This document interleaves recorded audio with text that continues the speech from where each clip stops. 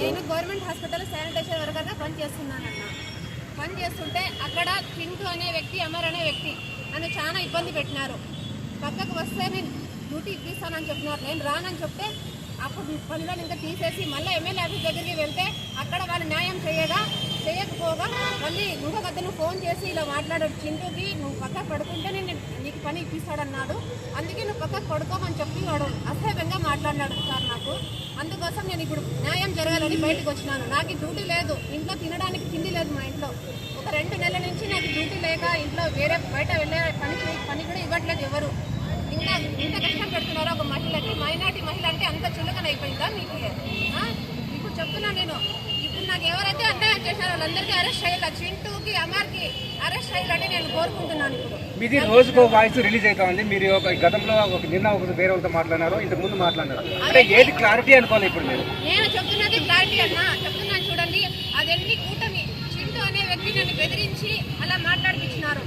అమరు, చింటూ అనే వ్యక్తి అలా మాట్లాడితే నేను డ్యూటీ ఇప్పిస్తానని చెప్పి నేను వాళ్ళ మాటలు విని మోసపోయినాను. ఇప్పుడు చెప్తున్నాను, నాకు మోసం చేసినది చింటూ, అమర్ అనే వ్యక్తి ఇద్దరే. ఇప్పుడు నాకు ప్రాణం పైన కూడా ఉంది, వాళ్ళు చంపేస్తున్నారు అంటున్నారు. ఎందుకంటే నేను కేసు పెట్టకపోయినా నా ఇంటి దగ్గరికి పోలీసులు పంపిస్తున్నారు. వాళ్ళే బెదిరించి కేసు పెట్టించి నాకు ఇంత చేస్తున్నారు బయటికి. ఒక ఆడదానికి ఇంత పరువు తీస్తే నేను బతకల్లా చావాలా? ఇప్పుడు నేను చచ్చిన వాళ్ళే కారణం. చింటూ ఎవరే నేను చావు కారణం. ఇప్పుడు చెప్తున్నాను నేను, మా ఇంట్లో తినడానికి కూడా తిండి లేదు. మా అమ్మ ఇతరాంగురాలు, నా బాబు 10 ఏళ్ళ బాబు, అంతే. వాళ్ళు ఎవరు సంపాదించేవాళ్ళు లేక నేను ఇంత అవస్థ పడుతున్నాను. నాకు ఇల్లు కూడా ఖాళీ చేయమంటున్నారన్నా. కేసు పెట్టున్నారంటున్నారా? పెట్టమనండి.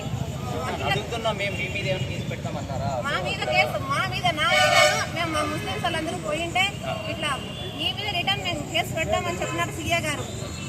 అక్కడికి వెళ్ళి సార్ కేసు తీసుకోండి సార్ అంటే నేను తీసుకోనమ్మా, నాకు ప్రూఫ్ కావాలా అన్నారు. ఎందుకంటే రికార్డ్ ఎక్కడ ఉంటుంది?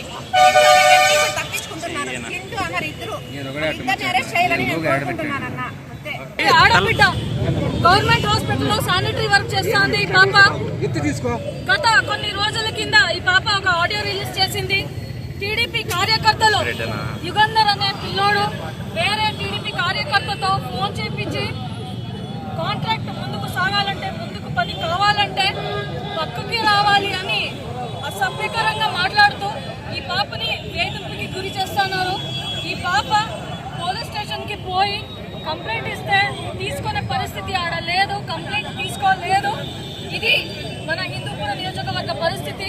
మొన్న బాలకృష్ణ సతీమణి గారు పర్యటనకి అనాధికారికంగా చింటూ అనే వ్యక్తి అంటే యుగంధర్ అనే వ్యక్తి ఆమెకు వెళ్ళి ఒకేలిచ్చి ఫోటోలు తీసుకున్నారు.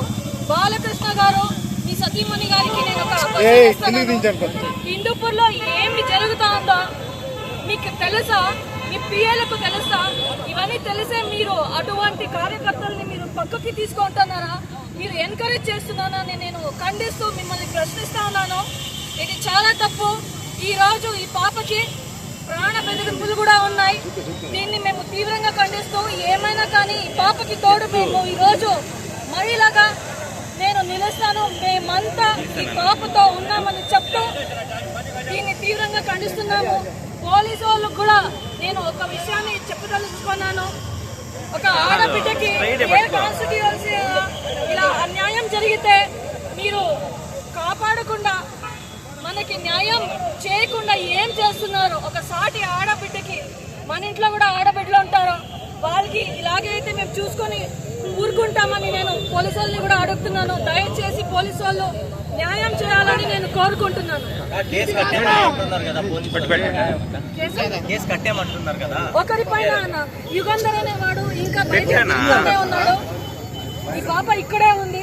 ఇంకొక పేరు కూడా ఈ పాప చెప్పింది. ఇంకొక విషయము సిఐ కేసు పెడితే రివర్స్ మన మీద కేసు రావడానికి వెళ్ళాడు పోలీసు ఈ పాప పేరు నిన్న సాయంత్రం ఎత్తుకున్నారు.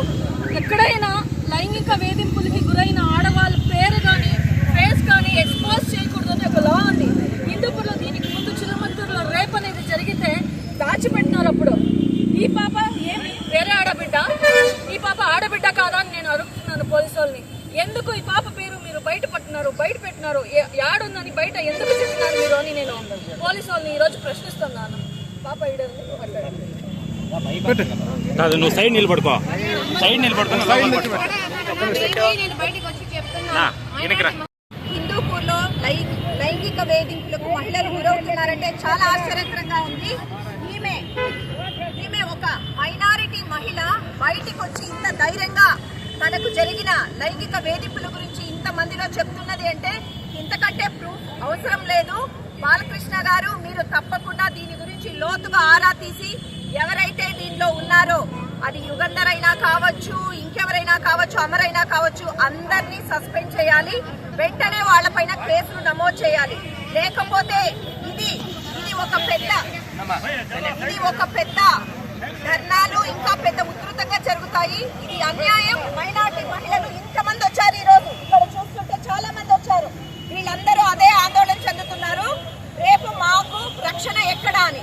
ఇది చాలా అన్యాయం అని మేమందరము వైఎస్ఆర్సీపీ పార్టీ ఖండిస్తుంది. ఈ పోరాటాలకు మేము సిద్ధం.